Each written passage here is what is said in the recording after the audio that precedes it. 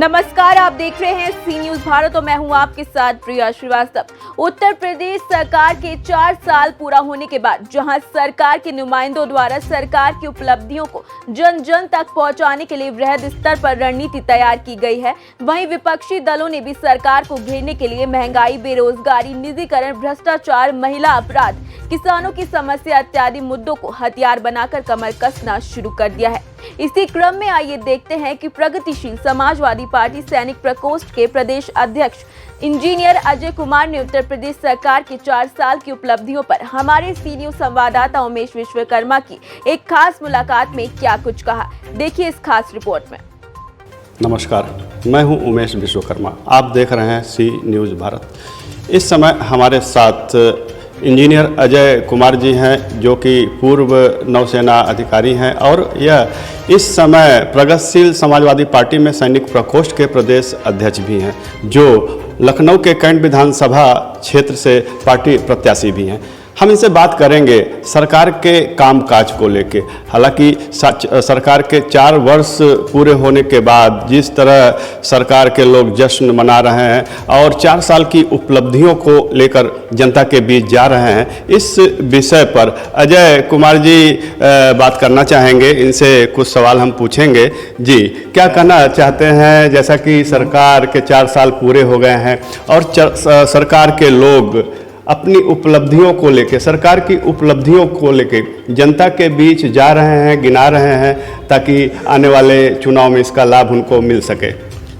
सबसे पहले नमस्कार उमेश जी, और अपने प्रदेशवासियों, देशवासियों को भी मैं प्रणाम करता हूं। होता क्या है कि आपने जैसे बोला कि सरकार अपने 4 साल की जो भी उन्होंने कार्य किए हैं उसको जाके जनता के बीच में गिना रही है। जी, जब कोई कार्य नहीं करता है तब उसको गिनाने की ज़रूरत पड़ती है। अगर आपने इतना ही अच्छा काम किया होता तो आपको जनता कह रही होती कि आपने अच्छा कार्य किया है, आपको बोलने की ज़रूरत नहीं पड़ती। जब आप में कहीं कमी है तो आपको बताना पड़ता है कि नहीं नहीं, मेरे अंदर कोई कमी नहीं है और मैंने बहुत अच्छा कार्य किया है। इसके अलावा मैं सरकार से पूछता हूँ, क्या अच्छा कार्य आपने किया? जैसा कि विकास कार्यों की बात हो, बेरोजगारी की बात हो, हर कार्यों को सरकार के लोग जनता के बीच में जाकर अंगुलियों पे गिना रहे हैं, तो क्या करना चाहिए? सबसे पहले मैं विकास पर आता हूँ। विकास पे आपको जो भी चैनल हैं, जो हमारे मीडिया है, वो जो दिखा रहा है आप वो देख रहे हैं। आपने एक चश्मा पहन लिया है सरकार का, बीजेपी का, कि वो जो दिखा रहा है वो आप देख रहे हैं, क्योंकि टीवी भी वही दिखा रहा है। दोस्तों, क्या मेरे को मालूम है कि कोई भी सरकार आएगी, सड़कें बनाएगी, हाईवेज बनाएगी, ये भी सत्य है कि जो भी डेवलपमेंट के कार्य होते हैं उनसे जो है देश आगे बढ़ता है। लेकिन मैं जिस क्षेत्र में रह रहा हूँ, मैं लखनऊ राजधानी में कैंट क्षेत्र से चुनाव लड़ने जा रहा हूँ, और मैं कैंट क्षेत्र में पदयात्रा करता हूँ, पैदल चलता हूँ, लोगों से मिलता हूँ, उनसे बात करता हूँ। आप कह रहे हो विकास हो रहा है। यहाँ पे 2 साल हो गए सीवर लाइन चंदर नगर की मैं बात कर रहा हूँ, जो कि कैंट क्षेत्र का सबसे अमीर इलाका, सबसे व्यस्त इलाका, जहाँ पे सबसे ज़्यादा बिजनेस होता है, वहाँ पे 2 साल से सीवर के लिए गड्ढा खोदा गया है। लोग बच्चों को बाहर नहीं निकलने देते कि हमारा बच्चा कहीं गड्ढे में गिर ना जाए। आज जल निकासी की बहुत बड़ी परेशानी है। 2 साल से सीवर के गड्ढे नहीं भरे गए हैं। यहाँ जिसके पास चले जाइए नालियाँ टूटी बजबजा रही हैं। आप इसको अगर विकास कार्य कहते हैं तो आप ढोल ले लीजिए और पीटते रहिए कि मैंने बहुत अच्छा कार्य किया है। जबकि लखनऊ मेट्रो शहर है। मेट्रो शहर है। हम लखनऊ की बात नहीं करते, हम हिंदुस्तान की बात करते हैं कि जहाँ पे हाईवे के ऊपर लोग नहीं रहते, लोग गलियों में रहते हैं। हिंदुस्तान, पूरा हिंदुस्तान गलियों में रहता है, और जब तक आप गलियों का विकास नहीं करेंगे तब तक आप लोगों को गिनाइए मत कि आप विकास कर रहे हैं। क्योंकि सड़क तो कोई भी हमारे टैक्स से पैसे से बन रही है, आप उसमें वाहवाही क्या लूट रहे हैं? जनता को क्या दे रहे हैं? जनता कितनी परेशान है वो क्यों नहीं देख रहे हैं? अब और आप केवल जाके कहते हैं कि हमने, क्योंकि आपको काम देना है अपने 2-4 बिजनेसमैन को। और आज हम लोग जितने भी यहाँ बिजनेसमैन से मैंने बात की, जितने भी व्यवसायी हैं, वो सब परेशान हैं। उन्होंने अपने स्टाफ को आधा कर दिया है। बेरोज़गारी बढ़ती चली जा रही है। और कि आपको जानकर ये आश्चर्य होगा कि 40 अरबपति कोरोना काल में जब सबका बिजनेस चौपट हुआ था, 40 अरबपति बढ़ गए। कैसे बढ़ गए? क्योंकि आपने कुछ लोगों को हाईवेज का काम दे दिया, कुछ को एयरपोर्ट का काम दे दिया, और उनको पेटी कॉन्ट्रैक्ट मिल गया, वो लोग अरबपति हो गए। और बाकी जितने हमारे व्यवसायी हैं, आप जाके उनके घर में पूछिए, लोगों की फीस तक नहीं गई है। आज ही सुप्रीम कोर्ट का ऑर्डर मैं पढ़ रहा था, अखबार में आया है कि मोरेटेरियम भी ख़त्म कर रहे हैं और साथ में कर्ज माफ, उसका जो ब्याज है वो माफ़ नहीं हुआ। इससे आप समझ रहे हैं क्या होने जा रहा है।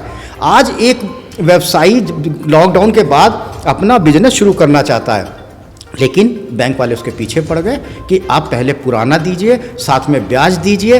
वो और कर्जे के नीचे दबता जा रहा है, उसकी हिम्मत ही नहीं पड़ रही है कि हम आगे क्या क्या बिजनेस करेंगे। आज मेरे पास मेरे एक दोस्त का फ़ोन आया कि भैया मैंने लॉकडाउन के बाद से नया बिज़नेस शुरू किया था, लेकिन मेरा बिज़नेस नहीं चल पाया। तो मैंने पूछा किस बात का बिज़नेस? कहता खाने पीने के सामान का किया था और मेरा वो बिज़नेस डूब गया और 4 लाख भी मेरे डूब गए।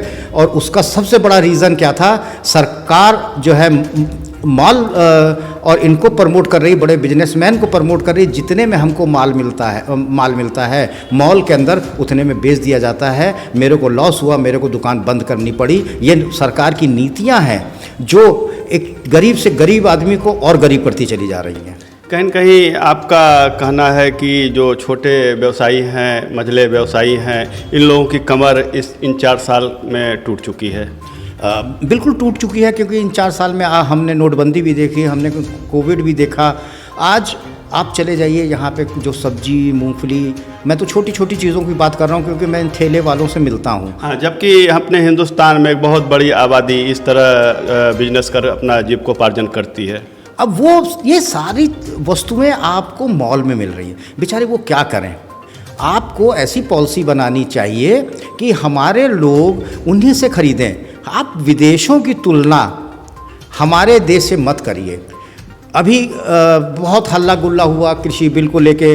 मैं कृषि बिल का एक छोटा सा एग्जाम्पल देता हूँ। मैं कहता हूँ बहुत अच्छा कृषि बिल हमारे किसान के एक मुखिया को मिल जाएगा, लेकिन क्या आपने इसकी छोटी सी बात को सोचा है? आज जिसके पास, अगर आप हमारे गांव में चले जाएं, 5 से 10% लोग सक्षम होंगे जिनके पास बहुत बड़ी ज़मीन होगी। लेकिन सरकार तो कह रही है किसान बिल से किसानों की आय दुगनी हो जाएगी। फिर क्या खामी है जो इसका विरोध हो रहा है?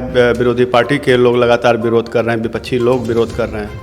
देखिए, उसमें सबसे बड़ी खामी मैं आपको सबसे पहले कहता हूं कि आज मैं वही कहना चाह रहा था कि हिंदुस्तान में 5 से 10% लोगों के पास ज़मीन है जो वो लोगों को बटाई पे देते हैं। उसके बाद 60% ऐसे लोग हैं जो बटाई की ज़मीन लेके अपना जीविकोपार्जन करते हैं। उसके बाद जो हमारे 35% लोग बचे, उस 35% में लोग, किसी के पास 2 बीघा है, किसी के पास 4 बीघा है, पूरा परिवार साल भर काम करता है और काम करने के बाद केवल इतनी उपज होती है जिससे उसकी जीविका चले। अब आप सोचिए कि कॉन्ट्रैक्ट फार्मिंग आ गई, तो जो बटाई पे देते थे, वो जो बटाई वाला था, क्या होगा? हमने अडानी और अंबानी को दे दिया, क्योंकि मैं सक्षम किसान हूँ गांव का। मैं क्यों किसी को दूँ? अपने नीचे वाले को मैंने उठा के अंबानी अडानी को दे दिया। आपने 60% गरीबों की रोजी रोटी जो बटाई पे खेत लेके चलते थे वो खाली हो गए। उसके बाद जिनके पास 5 बीघा, 2 बीघा, 1 बीघा ज़मीन है, जो अपने खेतों में काम करके अपना अनाज उगाते थे, उसका मुखिया भी क्या करेगा कि उसको 5 रुपये ज़्यादा मिल रहा होगा फसल पे, वो जाके वहाँ पे अनिल अंबानी को और अडानी को दे देगा। और उसके बाद क्या होगा कि जाके 1 महीने में दारू पिएगा और उसका घर का भी पैसा ख़त्म। अब क्या होगा? ना उनके पास खाने को है, ना काम करने को। बेरोज़गारी बढ़ेगी, और जब बेरोज़गारी बढ़ती है तो क्राइम बढ़ता है, क्राइम बढ़ेगा। हम हिंदुस्तान की तुलना कनाडा, अमेरिका, जर्मनी, फ्रांस से ना करें, क्योंकि वहाँ पे अगर 10 गुना ज़मीन है तो 1 गुना पॉपुलेशन। हमारे यहाँ 10 गुना पॉपुलेशन है तो 1 गुना ज़मीन है। तो आपको सोचना पड़ेगा, हमारी पॉपुलेशन असेट भी है और हमारे लिए एक अभिशाप भी है। अगर वो खाली बैठी तो आप मान के चलिए क्राइम रेट बहुत तेज़ी से बढ़ेगा, क्योंकि उस खाने कमाने को नहीं होगा, क्योंकि आज गरीबों के पास खाने कमाने के लिए नहीं है। आप अपनी झूठी तरक्की पे ढोल अपने आप मत पीटिए, क्योंकि जो आप कर रहे हैं वो जनता को करना चाहिए था कि कहती कि सरकार ने बहुत अच्छे काम किए हैं, सरकार को बोलने की ज़रूरत नहीं थी। जैसा कि पिछले चुनाव में सत्ता में आने के पहले बीजेपी के लोग अपने घोषणा पत्र में यह वादा किए थे कि बेरोजगारी दूर हो जाएगी। सरकार के 4 साल पूरे हो चुके हैं, इस बेरोजगारी के मुद्दे पे क्या कहना चाहेंगे? इसमें भी इन्होंने दावा किया है कि 1.5 करोड़ रोज़गार सृजन हुए। ये कहाँ से सर्वे करा लेते हैं पता नहीं। मैं तो लखनऊ में बहुत सारे व्यापारियों से जुड़ा हूँ। बहुत सारे व्यापारियों के प्रतिष्ठान बंद हो गए और बहुत सारे व्यापारियों ने अपना जो एम्प्लॉयज़ थे उसको आधा कर दिया। आप खुद सोचिए कि जो लोग गांव से शहरों में काम करने गए थे वो वापस आ गए और वापस नहीं गए अभी तक।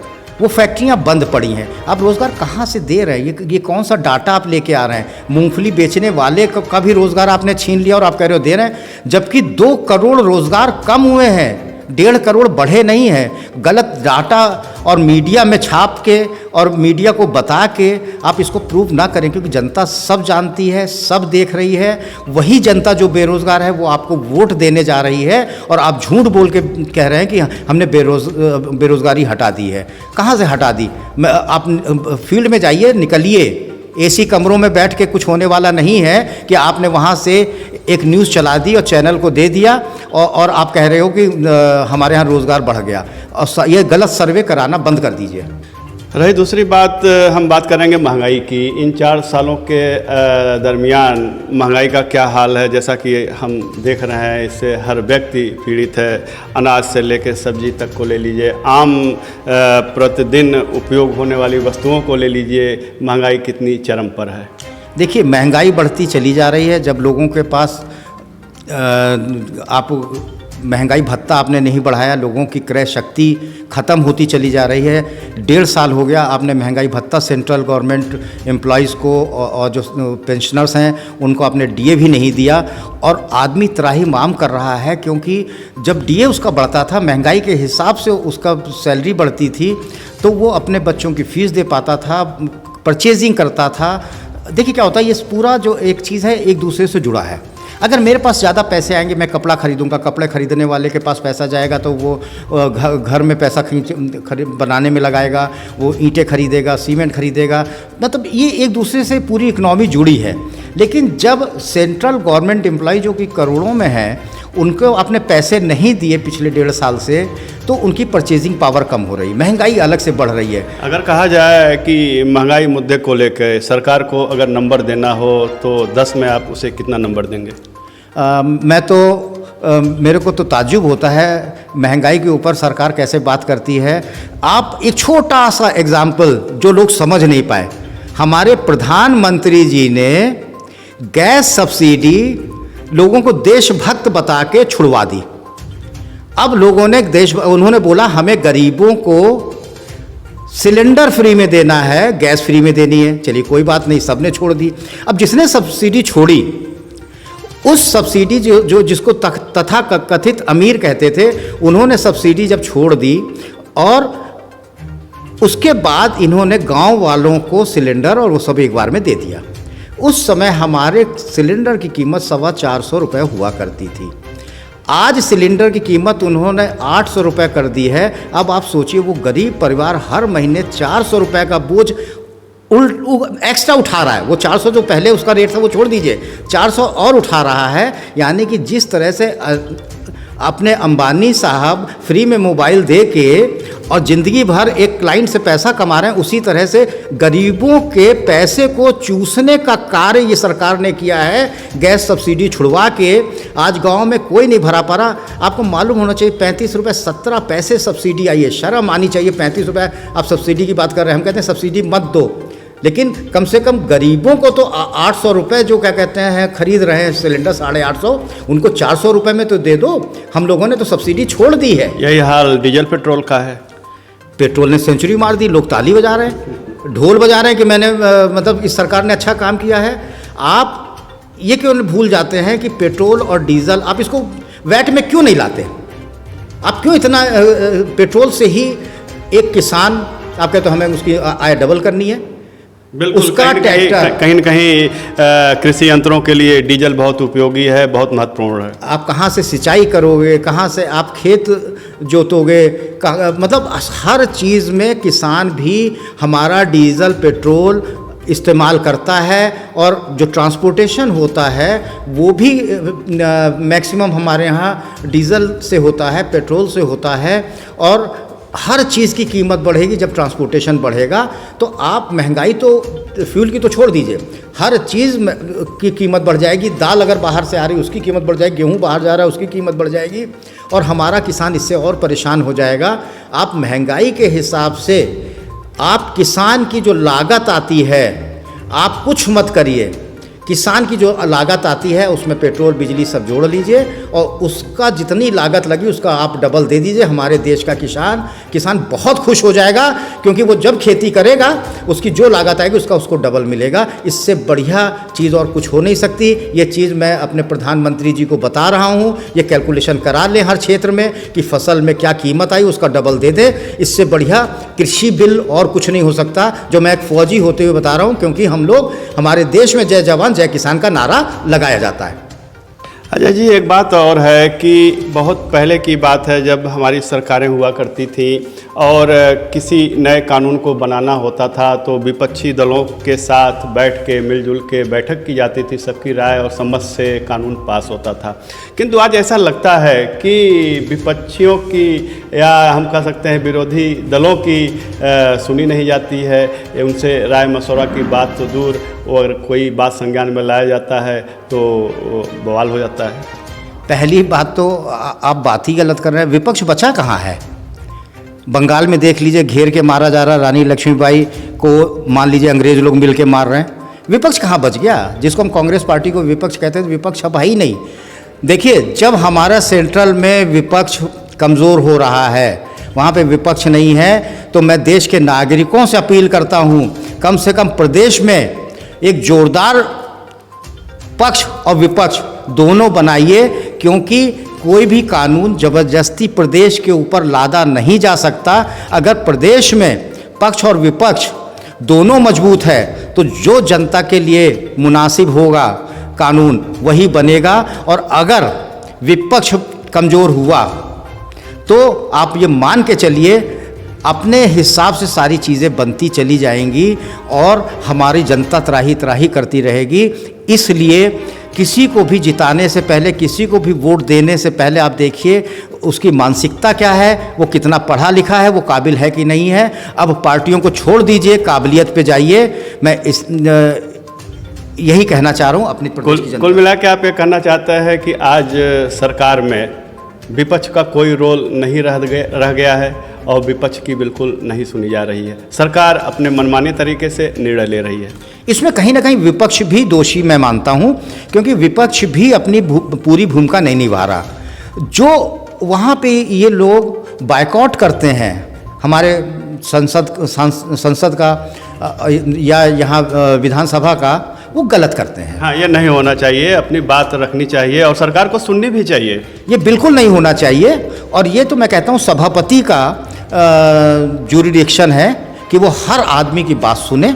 अभी बिहार का हाल आपने देखा। हाँ, कल बिहार वाली भी हालात देखे। अगर नहीं भी सुनी जा रही, अगर कोई नहीं सुन रहा, तो आप सब लोगों से राय मांगिए, और किसी भी चीज़ के लिए आप हाथ मत उठवाइए। आप लोगों से भी वोटिंग करा सकते हैं, आप जनता से भी वोटिंग करा सकते हैं। भाई, आज बहुत आपको लगता है कि कृषि बिल बहुत ख़राब है, बहुत आप आपस में लड़ाई लड़ रहे हैं, तो आप इसको एक बार जनमत संग्रह करा लीजिए। इसके लिए किसान, हमारे यहाँ किसान प्रधान देश है, हमारे यहाँ 70% किसान हैं, तो किसान अगर जो वोट दे देगा उसको मान लिया जाएगा। आपका बिल अच्छा है, वो सारे पॉइंट्स आप लिख के दे दीजिए, जनमत संग्रह हो जाए। इस बात पे क्यों आप लड़ाई लड़ रहे हैं? अजय जी, अब वक्त हो चला है, फिलहाल अब जाते जाते आपसे एक आखिरी सवाल।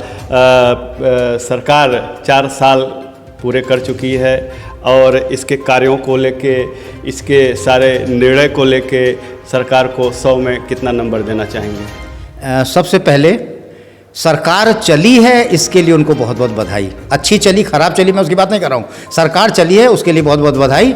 लेकिन जो कार्य नहीं हुए हैं, मैं जनता के बीच में घूम रहा हूँ क्योंकि मेरे को इलेक्शन लड़ना है, मैं देख रहा हूँ। तो अगर हम धरातल पर देखें तो हमारी गलियाँ बजा रही हैं, नाली बजा रही हैं। नंबर दीजिए।